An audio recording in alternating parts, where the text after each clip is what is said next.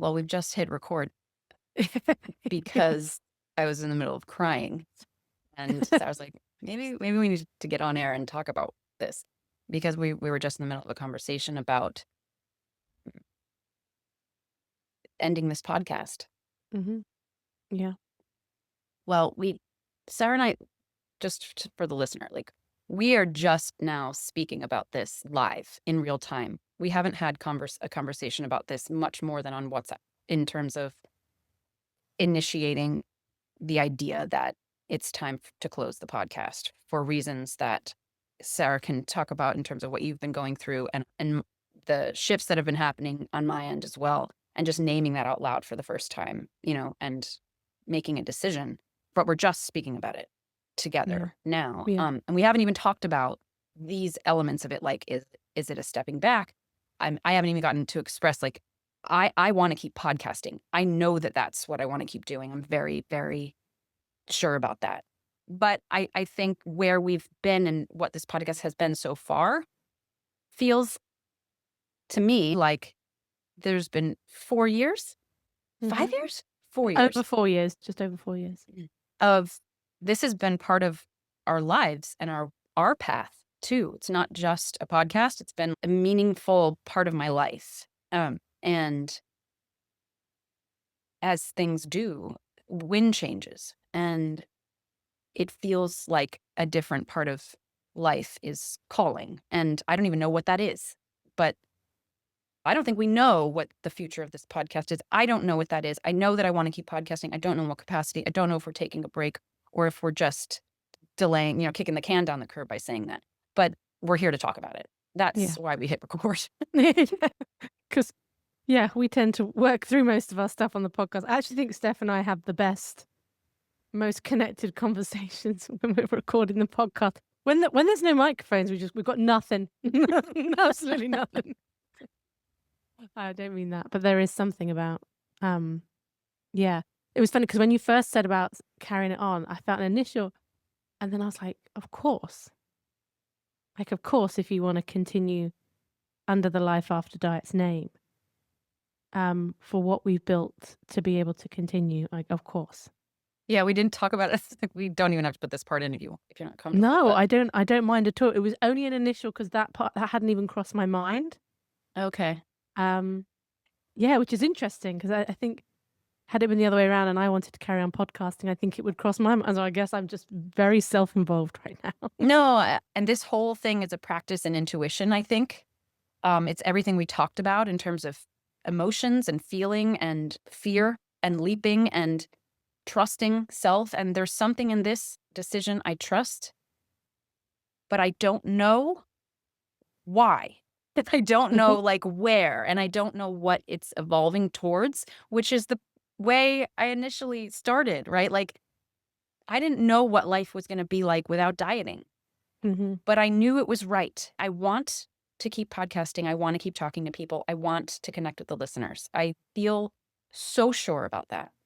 I don't know in what capacity. I don't know what it would be called. I don't know if it's Life After Diets or something else, and I'm not ready to make that choice.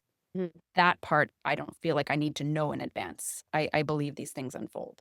So I'll say at this point here, for anyone who doesn't want to listen to Steph and I processing this, underneath, Steph and I will each pop a link to our mailing lists. So if you're not already on our email list, therefore, if you want to find out about what Steph's plans to do, what I plan to do, then sign up to our mailing lists. And that will be the way to stay informed. I would also suggest just staying subscribed to the podcast on your podcast platform.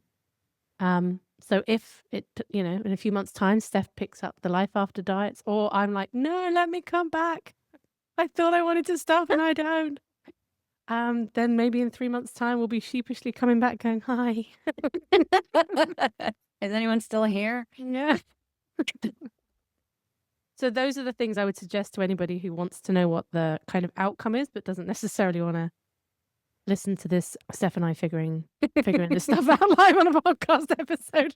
Because I hate those really polished announcements where people just say, oh, I've got a lot on and so we're stepping back. And Yeah. especially if I felt emotionally invested in podcasts. And when podcasters have said, oh, it's to do with a clash of this, that, and the other, there was always a part of me that would go, how long does it really take to record a podcast? Like an Well- hour a week. Come on. It's not, though. I know. I always Yeah. imagine with the bigger ones that it is, because Steph and I do all our own editing, all our Yeah. own everything. They have a team. Yeah. So I imagine it is just an hour for them, but that's probably not accurate. Yes. We don't know. But maybe it'd be helpful. I mean, when we started recording, I was in the middle of crying, which of course the momentum broke. But maybe, I haven't really heard from you yet about how you came to this and what your process has been over the past week or so. Yeah. So just for the listener, I WhatsApped a voice note to Steph on Monday about this because I wanted to it's Thursday now. I wanted to give Steph a couple of days to process so that when we did come together, she had some of her thoughts together and had just had time with it. So I wasn't springing it on you and then going, and now what are we going to do? And you're like, what? Yeah. I came here to record a couple of episodes. What? Yeah. Um, And I appreciate that. And I just said to Steph before we started recording that Steph's reply was that when I went away on this retreat that I went on, that she said, oh, I knew it. It feels like this has been building for a while, which I then felt weird about because I thought, oh no, Steph has known this is coming. Like, has she always had one foot out? And I've just been misreading everything, all of that. It just kind of went through my mind. But we've talked that through and it wasn't that smart. I mean, do you want to comment on that before it? Just what you said to me it about- wasn't, I have not had one foot out, but I have felt like something's changing, and that happens in life. And I have felt that Mhm. in various ways, but not that I have been planning any kind of exit, because if it were me, I'd probably be like, I'll just stay here another 2 years in that interim, in that feeling. Whereas I think you're more proactive. Well, I think sometimes once my gut tells me something and I hear it, I cannot hear it for a long time. And I don't think this has been sitting in my gut and I've been ignoring it. It just hasn't been there. But once the knowing comes, I tend to make decisions very quickly. And so I went on this Joe Dispenza retreat for the last week, and this is Thursday. I got back on Saturday, so this is less than a week ago. It's all very fresh. And it was the last day of the retreat. What happens on these retreats is, and this very much ties in with my belief about who we are and what we are as human beings, is that when self-consciousness falls away and when people feel safe and connected, what emerges is truly stunning. It's so loving, and it's not something that we get to see in our everyday life so much because there's so much more going on, and then there's judgments, self-consciousness, fear, all of that around. And so you see over the course of a week on this retreat this opening up of people and the love that pours out of them when they do, and it's stunning. And there are people who will go and do these retreats over and over again. And I think they do it because they're chasing that feeling. And now these retreats cost thousands of pounds to go and do. It's an expensive thing to do. And I think people shouldn't have to pay thousands of pounds for that. The idea being that ideally being more integrated into the ordinary. And so I was in a meditation. The only thing that came through clearly was that I need to get out there into the community. Monday, Tuesday, Wednesday, I do all my client work, and that's all online. So I am indoors, sat at my computer. Thursday, I do my YouTube in the morning, and Thursday afternoons are podcasting. Friday, I have a few different things that go on Fridays, different Fridays, but it's a little bit more of a flexible day. And it was so strong. I was like, yeah, I need to get out there. I don't even know what that looks like yet. Maybe I just get out there and I just start talking to people, like go into companies and start talking, or organizations or whatever. I just want to get out there and be having conversations and talking to people largely about this stuff, as far as I'm aware. That's how I'm kind of sitting with it at the moment, around food and body image. And then I thought, okay, this is what I'm going to do. And then I thought, how are you going to fit another thing in? Yeah. How are you Had going that to fit thought another before. thing in? Because when I reel off the things I do, like, okay, I've got a psychotherapy private practice. I have, in theory, 4 YouTube channels. 4? Well, 2 Life for the After Diets and podcast. yeah. Yeah, so I manage the 2 podcast channels and I have my own 2 channels. And then I actually record the 2 podcasts. And then I do sort of every 6 weeks, I do a workshop. And every month I do a support meeting. And then every month we do a community meeting. And then there's 2 networking things that I'm involved with as well. I'm like, where does this fit in? And I was like, something has to give. The space has to be created somewhere. And then it's like it came to me more unbidden than me going, oh, I know. It was just more like the podcast. because if we're not podcasting on a Thursday afternoon anymore, Thursday now becomes a flexi day. I normally do my YouTube video, but if something came up, an event or somewhere that I wanted to go or be a part of, I can do that. That's a flexible thing that I can move around. We can't move our recordings around. And I can't give up another day of work or something like that because I've got bills to pay. Yeah.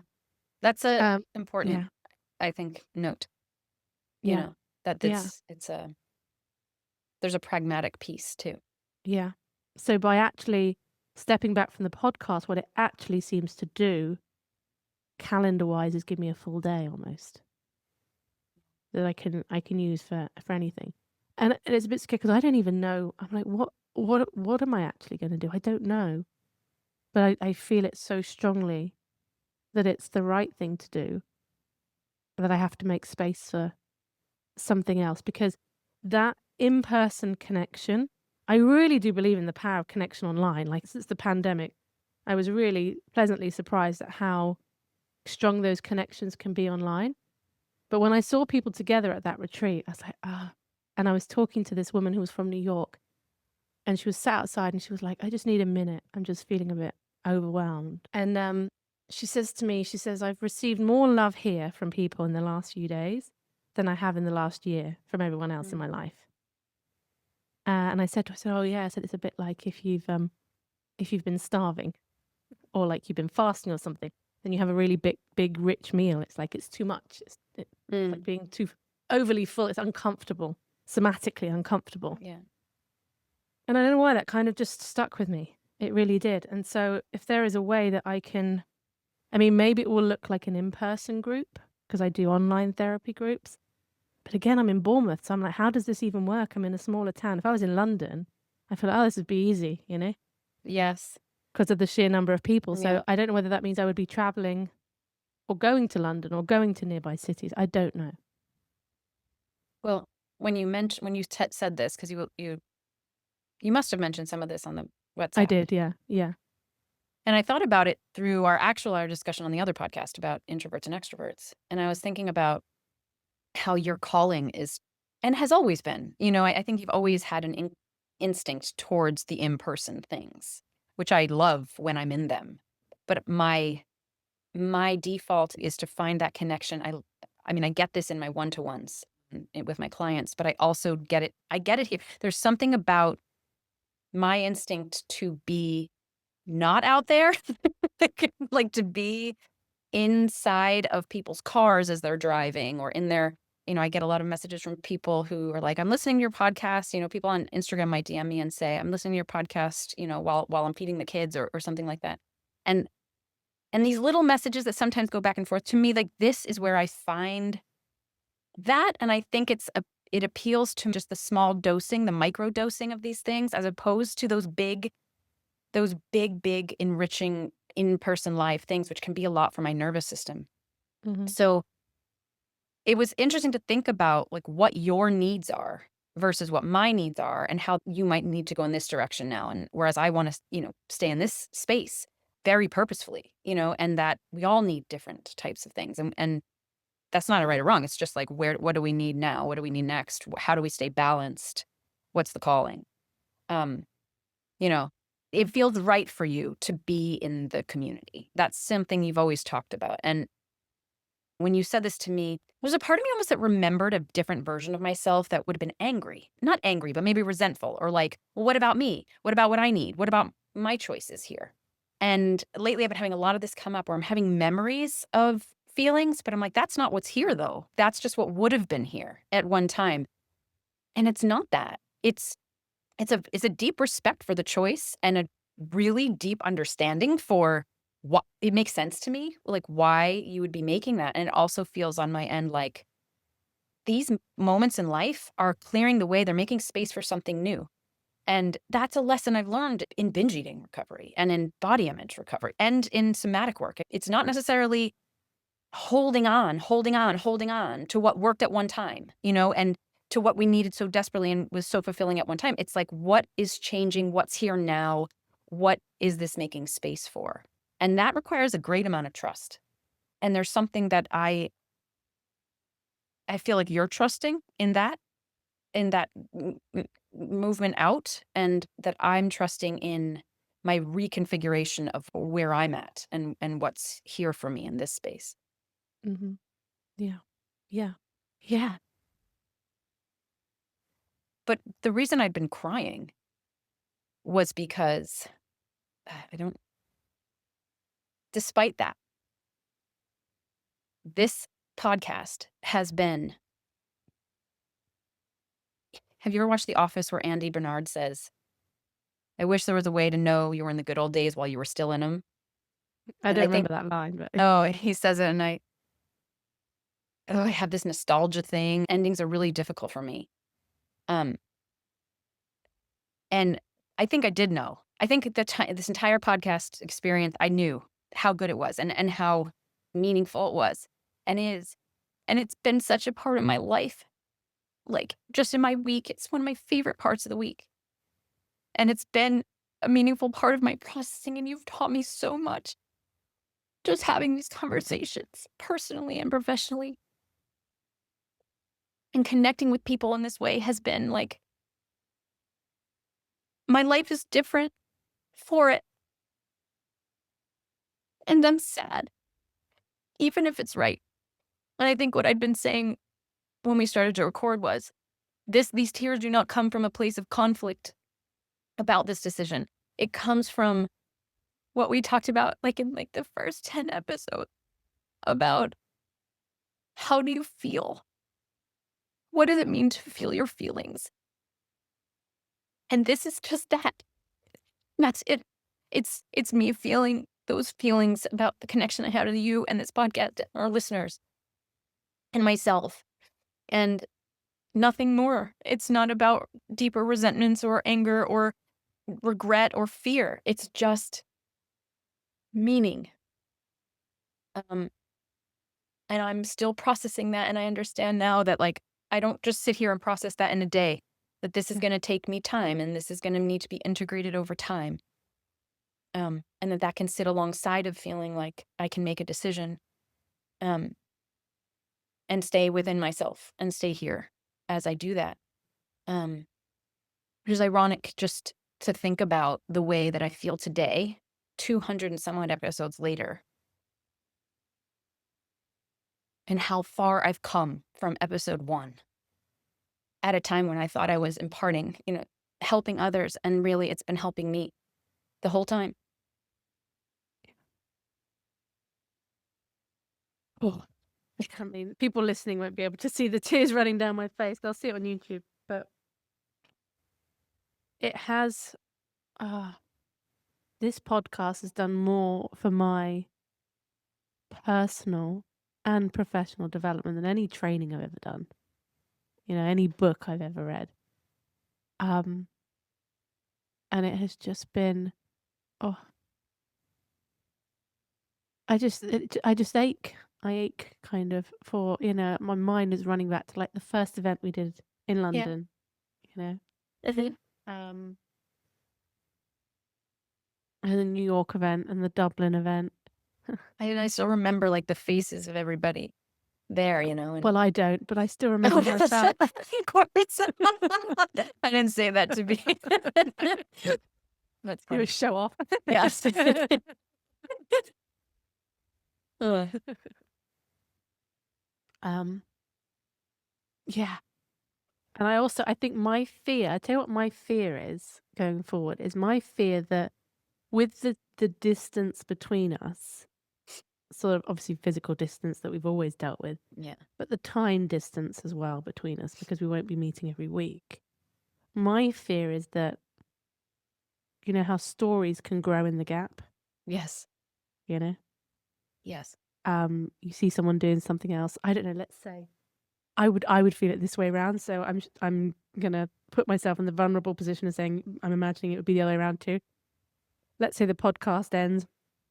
I don't know, a fortnight later, you get like this incredible opportunity. You go on Oprah, right? Oprah calls. She calls you. It's like, and it's like, I don't know.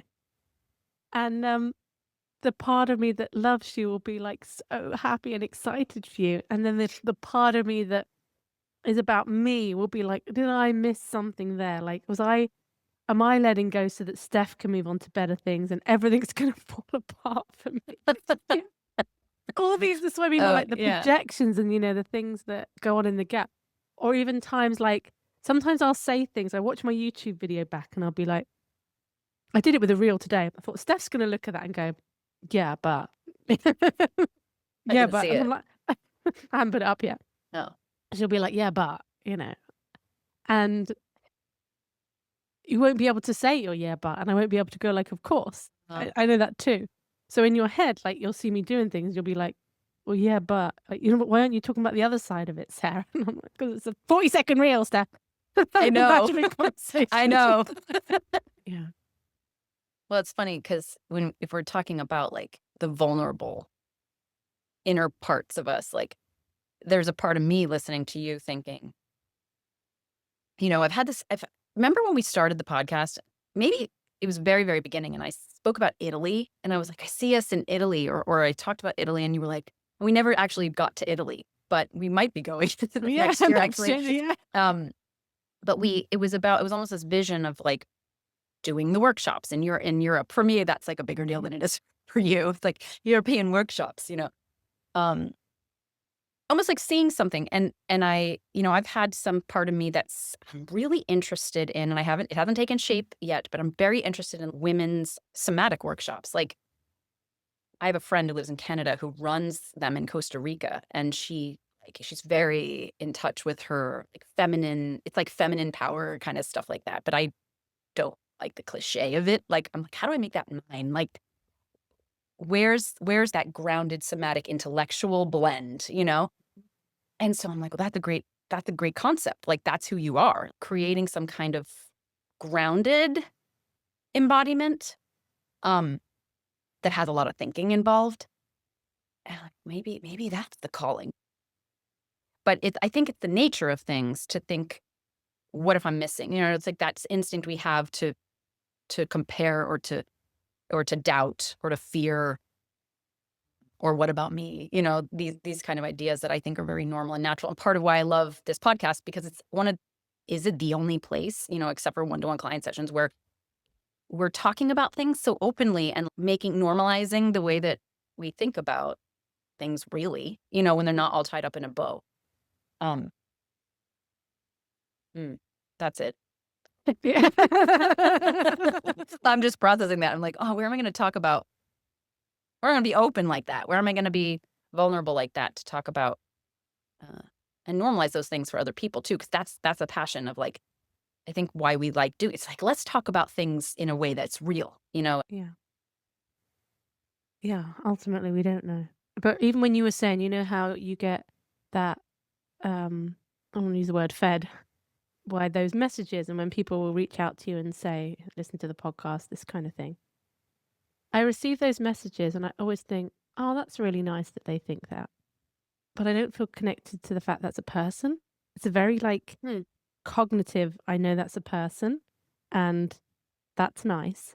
I don't feel connected through that medium of like, just like I hate texting anyway. I'm a voice note. It drives some of my friends mad.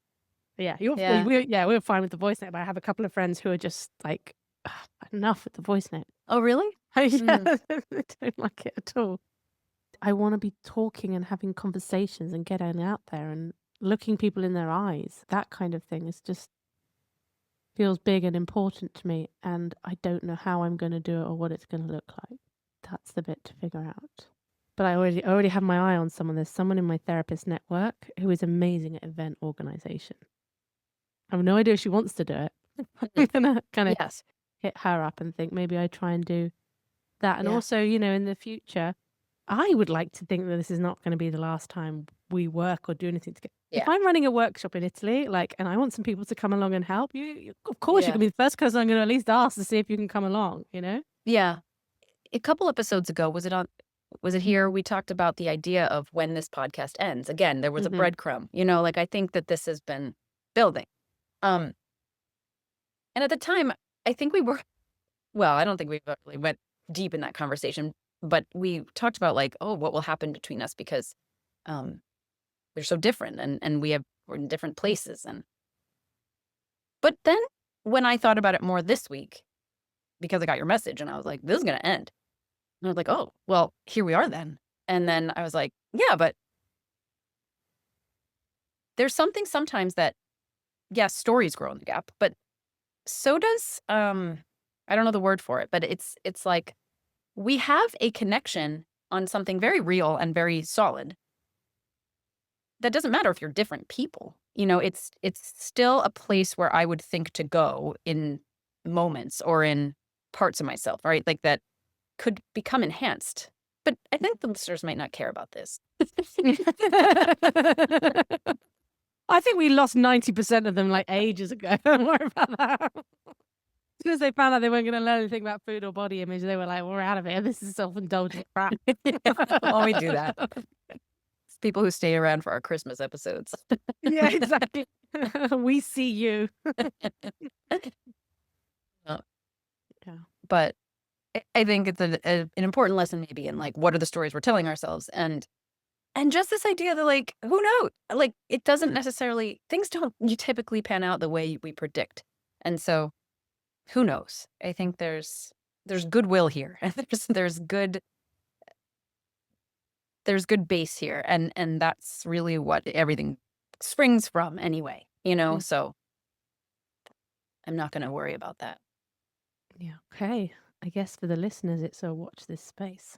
Well, Steph and I go off air and talk about I think the I'm going to stay on air. I think I'm going to continue. I don't think there'll be a No, I gap. just meant for this episode. Oh. Like just for this thing. I Like just go want off to be air like, for the next stay 2 tuned hours. next week. I will come back and I'll be babbling to myself, monologuing about what to do now.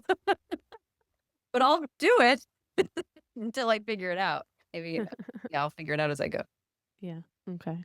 Well, I guess, dear listener, it's goodbye from me, and it's maybe goodbye, maybe not goodbye from Steph. I'll stick around and we'll see where we go. Mm-hmm. And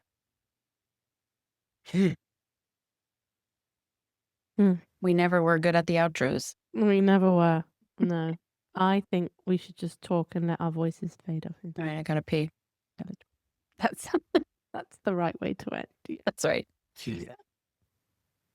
5 stars worth a listen. Yeah, rate and review, please.